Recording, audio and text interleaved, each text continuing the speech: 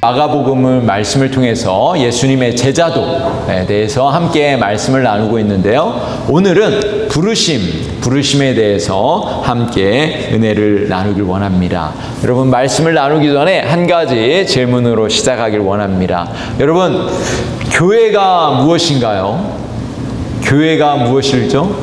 교회. 우리가 신앙생활을 열심히 하고 계시는데 우리 교회에서 모이잖아요. 교회란 무엇인가요? 교회는 세상으로부터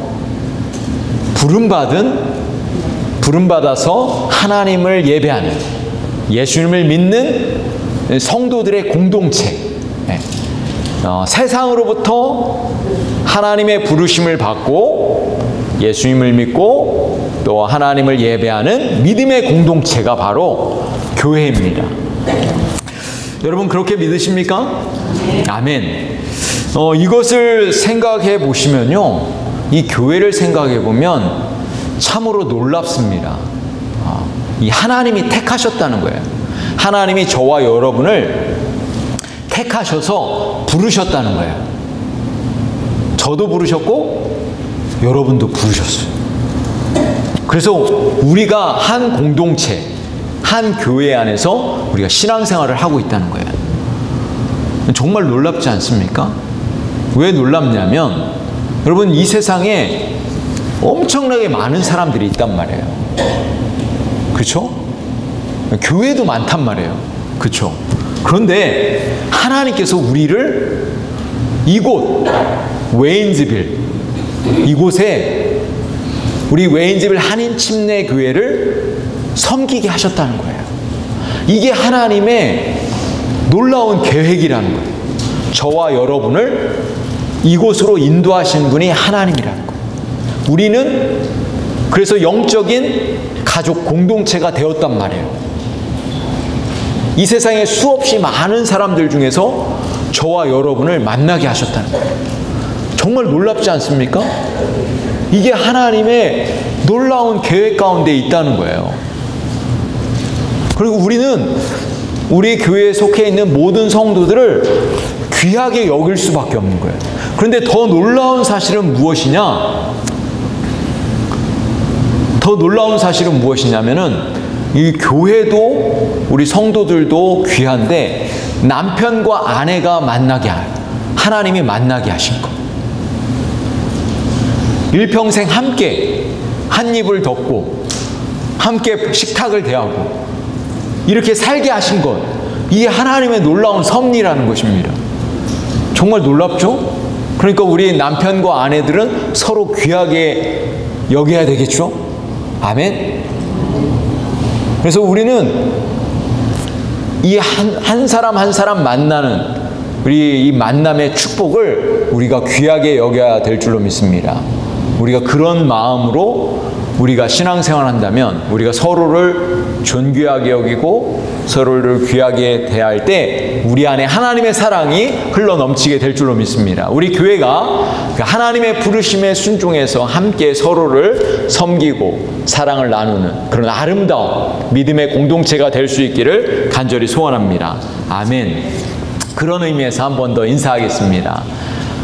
우리의 만남은 하나님의 놀라운 축복입니다. 이렇게 한번 옆 사람을 보시면서, 우리의 만남은 하나님의 놀라운 축복입니다. 아멘. 감사합니다. 네. 자, 오늘 본문은 우리가 너무나 잘 아는 말씀인데요. 예수님께서 본격적으로 공생의 사역을 시작하시면서 제자들을 부르시는 사건이 오늘 본문에 기록되어 있습니다. 지난 시간에 예수님께서 공생의 사역을 하시면서 크게는 3가지 사역을 하셨다고 말씀을 드렸어요. 여러분 기억나십니까? 예수님께서 공생의 사역을 하실 때 3가지 사역을 크게 우리가 나눌 수가 있는데, 첫 번째는 하나님의 말씀을 선포하는 이 preaching ministry, 설교 사역, 말씀을 선포하는 사역을 하셨습니다. 회개하라, 천국이 가까이 왔다 하면서 복음을 증거하셨죠. 네. 그 다음에 두 번째 사역은 어떤 사역이었냐면 예수님의 제자들을 부르셨습니다. 택하시고 부르셔서 3년 반 동안 예수님은 이 제자들을 가르치셨어요. 티칭 사역을 하셨어요. 티칭 사역, 가르치는, 제자 훈련을 시키는 사역을 하셨습니다. 그 다음에 세 번째 사역은 어떤 사역을 하셨냐면 치유 사역을 하셨어요. 치유, 힐링 미니스트리를 하셨습니다. 그래서 아픈 사람들, 또 질병으로 인하여 고통받는 사람들을 위해서 기도해 주시고 치유해 주시고 이런 사역을 하셨습니다. 여러분, 오늘날 우리 교회가 해야 할 사역이 무엇일까요? 예수님이 하셨던 이 사역을 그대로 우리는 해야 될 줄로 믿습니다.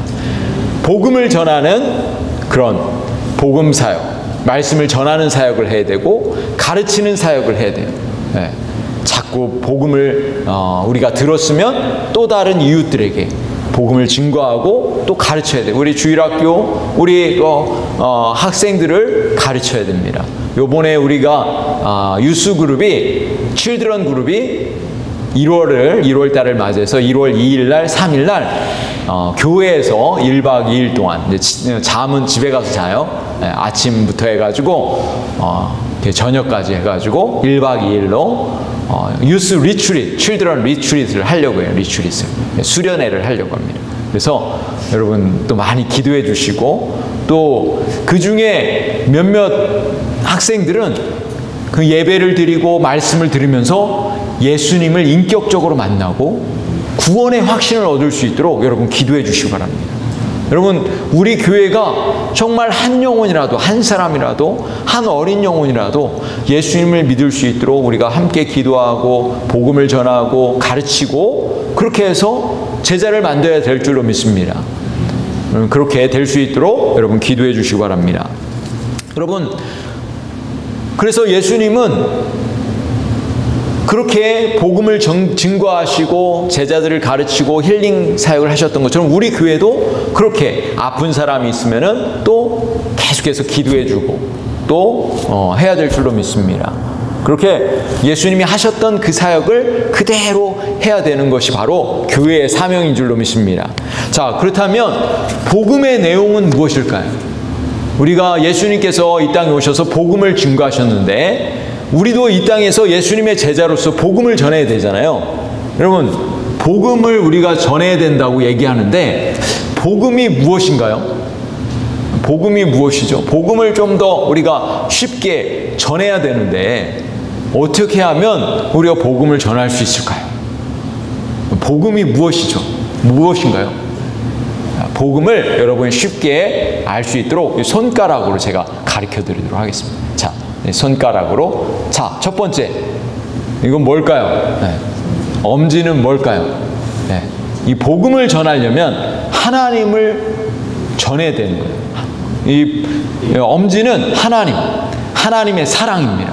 우리가 전할 때, 복음을 전할 때 무엇부터 전하냐면 하나님이 사랑하신다. 하나님이 세상을 이처럼 사랑하사, 이렇게 그 요한복음 3장 16절에 기록되어 있잖아요. 하나님이 세상을 이처럼 사랑하사 독생자를 주셨으니 이는 저를 믿는 자마다 멸망치 않고 영생을 얻게 하려 하심이라 하잖아요. 하나님이 당신을 사랑하십니다. 첫 번째는 복음을 전할 때 하나님의 사랑을 전하는 것. 우리가 복음을 전할 때 얼굴에서 이렇게 환한 미소로 빛이 나야만 사람들에게 하나님의 사랑을 증거할 수 있잖아요. 그렇죠? 우리가 또 다른 사람을 만날 때 때로는 무언가를 통해서, 선물을 통해서도 사랑을 전할 수도 있고, 어떤 섬김, 또 다른 봉사를 통해서, 섬김을 통해서 또 도와주는 것으로 인해서 하나님의 사랑을 증거할 수 있잖아요. 그러니까 첫 번째는 하나님의 사랑을 전하는 거예요. 하나님의 사랑. 두 번째는 뭘까요? 자, 검지. 복음을 전할 때 반드시 필요한 게 있습니다. 무엇일까요? 이 검지를 주로 사용할 때 어떻게 사용하죠? 사람들을 이렇게 할 때 쓰는 거잖아요. 그렇죠? 네. 우리가 죄인이다. 네. 우리가 죄인이다. 이 한 손가락은 다른 사람을 가리키지만 이 네 손가락은 나를 가리키는 거예요. 그렇죠? 내가 죄인인 겁니다. 네. 그렇죠? 우리가 이렇게 할 때마다 우리는 다른 사람을 비판하기 전에 나도 죄인이지, 이걸 기억하셔야 됩니다. 그래서 복음을 전할 때 나 같은 죄인을 하나님께서 용서해 주셨습니다. 이 죄인, 나는 죄인입니다. 이거를 고백하는 거예요. 이것을 이야기하는 겁니다. 그러려면은 그 죄를 용서해 주려면 누가 필요한 거예요? 세 번째 손가락. 네, 손가락, 세 번째 손가락은 조심해서 사용하셔야 돼요.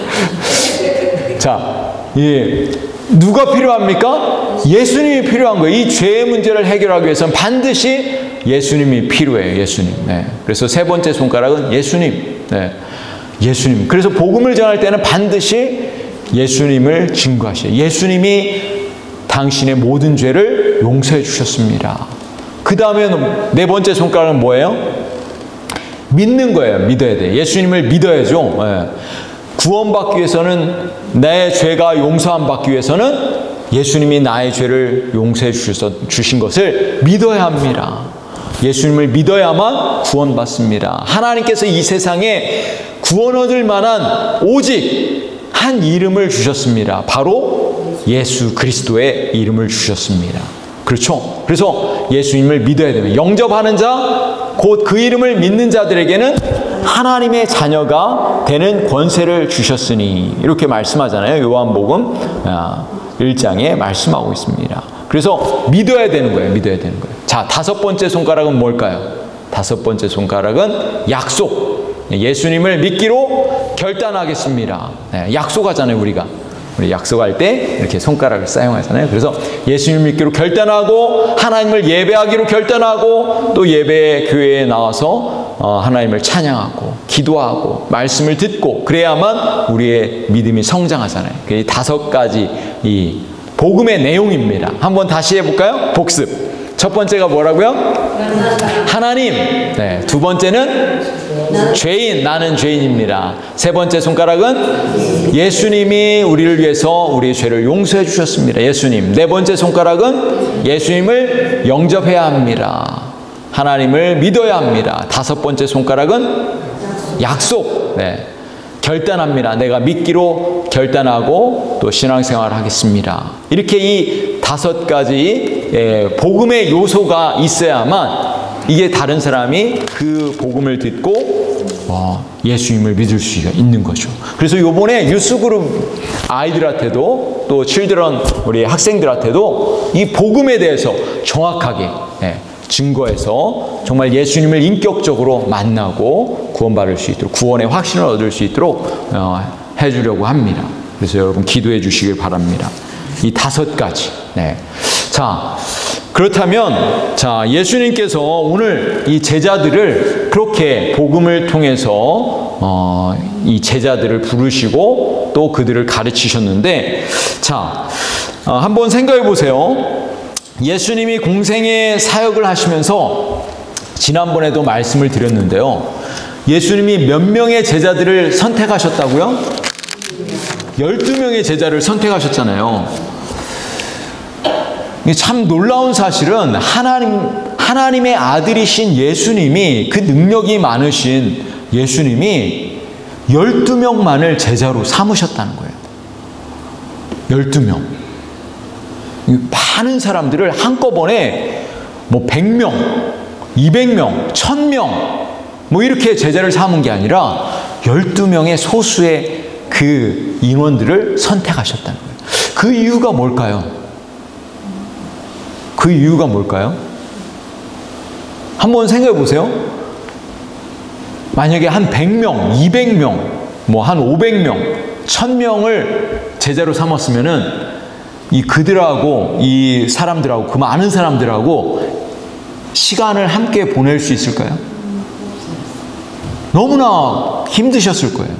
그런데 이 3년 반 동안 이 12명의 제자들하고 먹고 마시고 같이 전도 나가고 복음 전하고 하면서 같이 대화도 나누고 동고동락하면서 이 제자들은 예수님의 모든 모습을 다 본 거예요.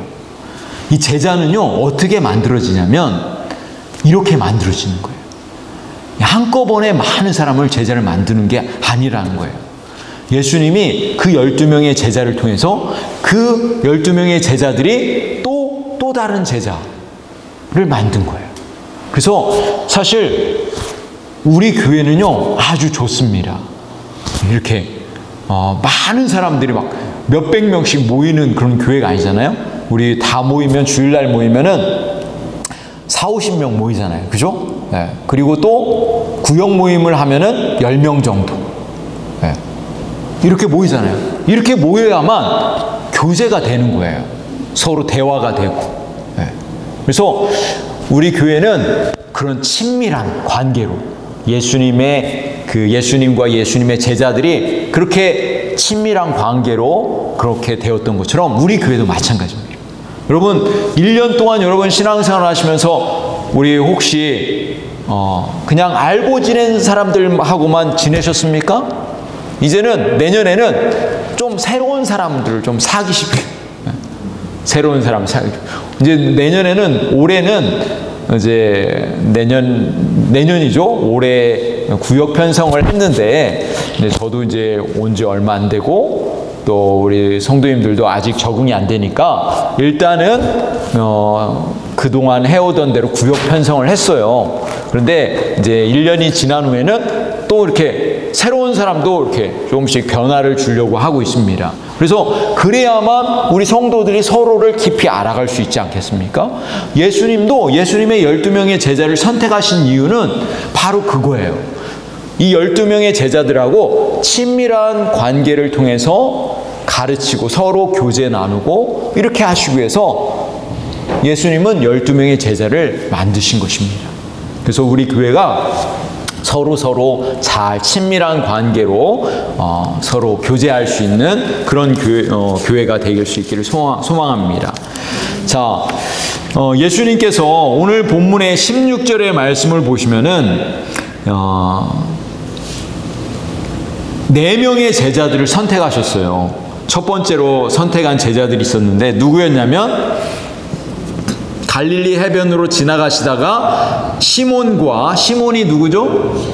베드로죠. 시몬과 그 형제 안드레가 바다에 금을 던지는 것을 보시니 저희는 어부라 이렇게 말씀합니다. 그 다음에 19절의 말씀에 보시면 조금 더 가시다가 세베대의 아들 야고보와 그 형제 요한을 보시니 저희도 배에 있어 그물을 깁는데, 여기 보시면 예수님께서 첫 번째로 제자를 삼으신 그 제자의 명단이 나오는데 누구냐면 이 베드로와 안드레, 그 다음에 야고보와 요한, 이 4명의 제자들을 먼저 부르셨어요. 그런데 처음에 예수님께서 베드로를 부르실 때 이 마가복음에는 간략하게 나오지만 누가복음에 보면 자세하게 나오고 있습니다. 어떤 사건이 나오냐면, 이 동일한 본문이지만 어떤 사건이 나오냐면 베드로가 밤새도록 고기를 잡으려고 했습니다. 그런데 고기를 잡았어요? 못 잡았어요?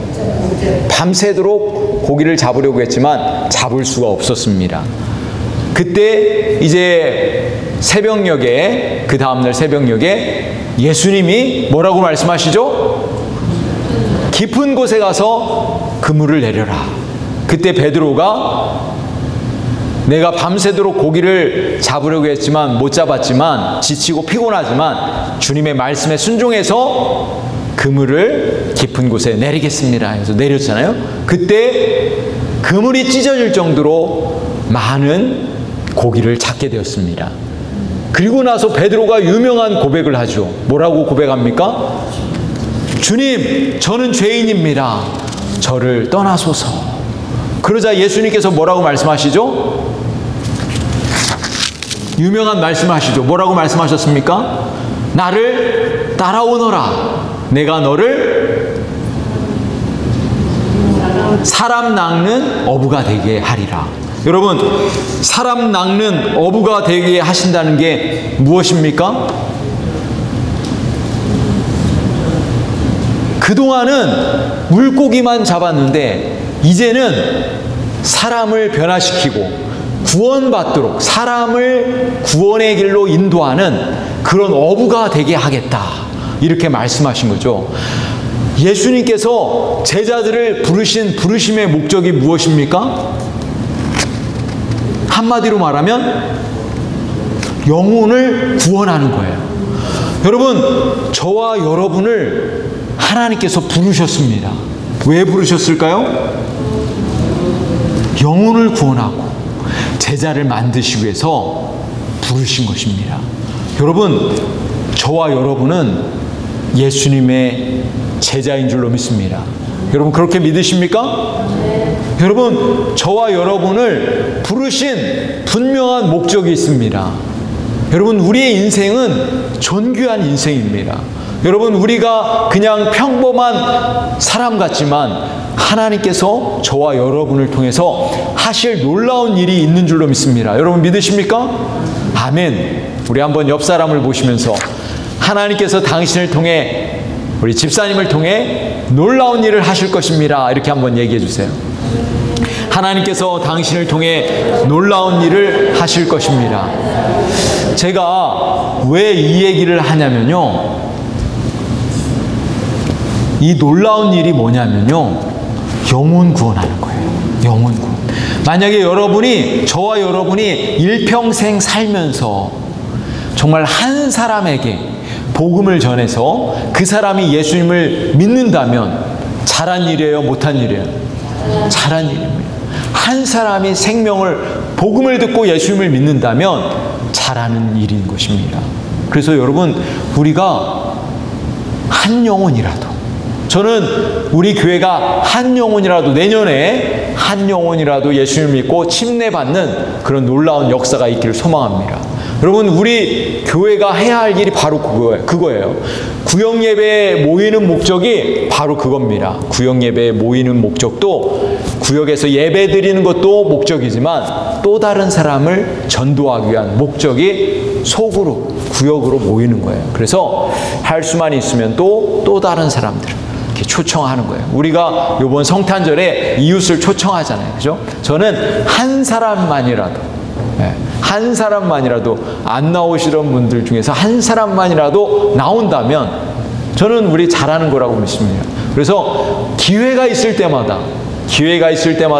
때를 얻든지 못 얻든지 한 사람을 위해서, 한 영혼을 위해서 기도해 주시고 또 초청해 주시고. 네. 예수님의 제자들이 어떻게 그렇게 만들어졌냐면, 와 보라, 제자들이 또 다른 제자들을 초청한 거예요. 한번 와 봐라. 그래서 예수님이 그 제자들을 또 이렇게 선택하시고 제자로 만드신 것입니다. 여러분, 우리가 해야 할 일은 바로 영혼을 구원하는 것, 제자를 삼는 것, 그것이 바로 우리 교회가 해야 할 일인 줄로 믿습니다. 자, 오늘 본문의 20절 말씀을 보세요. 제자가 되기 위해서 해야 할 중요한 일이 있습니다. 20절 말씀을 보세요. 18절하고 20절 말씀을 보세요. 18절 말씀은 곧 그물을 버려두고 좇으니라. 20절, 곧 부르시니 그 아비 세베대를 사꾼들과 함께 배에 버려두고 예수를 따라가니라. 예수님께서 제자들을 부르실 때 어떻게 하셨어요? 제자들이 그물을 버려두고 예수님을 따르셨다는 거예요. 그리고 아버지 세베대, 그 아버지를 버리고 사꾼들과 함께 배에 버려두고 예수님을 따랐다고 이렇게 분명하게 기록하고 있습니다. 여러분, 예수님의 제자가 되기 위해서는 결단이 필요한 거예요. 결단이 필요합니다. 오늘 예배에 나오시기 위해서 여러분 결단하셨잖아요. 오늘 예배, 수요 예배 가서 하나님을 예배하기로 결단하신 거예요. 주일날도 마찬가지 아닙니까? 우리가 주일날 예배하기 위해서 여러분 토요일날 결단하시잖아요. 그죠? 그래서 토요일날 여러분이 결단하는 게 중요한 거예요. 준비하는 게 중요한 것입니다. 예배하기 위해서 결단하듯이 예수님의 제자가 되기 위해서는 결단이 필요한 거예요. 하나님을 섬기기 위해서 결단이 필요한 것이죠. 저는 우리 교회에 속해 있는 우리 모든 성도들이 예수님의 신실한 제자가 되길 원합니다. 제자가 되기 위해서 반드시 필요한 것이 있습니다. 무엇이냐면 제자임을 증명하기 위해서는 또 다른 사람들에게 복음을 전해야 된다는 거예요. 제자가 되기 위해서는 제자를 만드셔야 되는 거예요. 그래서 여러분 2025년도에는 내가 한 사람, 많이도 필요 없어요. 딱 한 사람, 내가 가까이에서 만날 수 있는 한 사람을 정하시고 또 그 사람을 위해서 계속 기도하시고 그 사람을 위해서 또 밥도 한번 사주시고 또 교회도 초청하시고 이렇게 하면서 한 사람을 여러분 정하시고 예수님의 제자로 만드실 수 있기를 간절히 소원합니다. 여러분 한번 생각해 보세요. 우리 교회에 속해 있는 모든 분들이 한 명씩 제자를 만들면 어떤 일이 벌어지겠습니까? 이 배가가 되지 않겠습니까? 우리 교회가. 그래서 정말 우리 교회에 여러분 꼭 한국 사람이 아니어도 됩니다.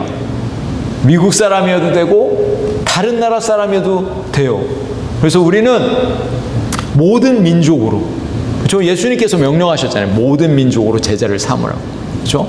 그래서 우리 교회에 속해 있는 모든 성도들이, 아니 어른이 아니어도 괜찮습니다. 아이들을, 한 영혼을 예수님의 제자로 만드는 게 어떤 면에서 더 쉬울 수도 있어요. 그렇죠? 그래서 우리 교회에 속해 있는 모든 분들이 제자를 만드는 그런 신실한 예수님의 제자, 우리 교회에 속해 있는 모든 분들이 신실한 제자가 될 수 있기를 우리 주님의 이름으로 간절히 축복합니다. 기도하시겠습니다.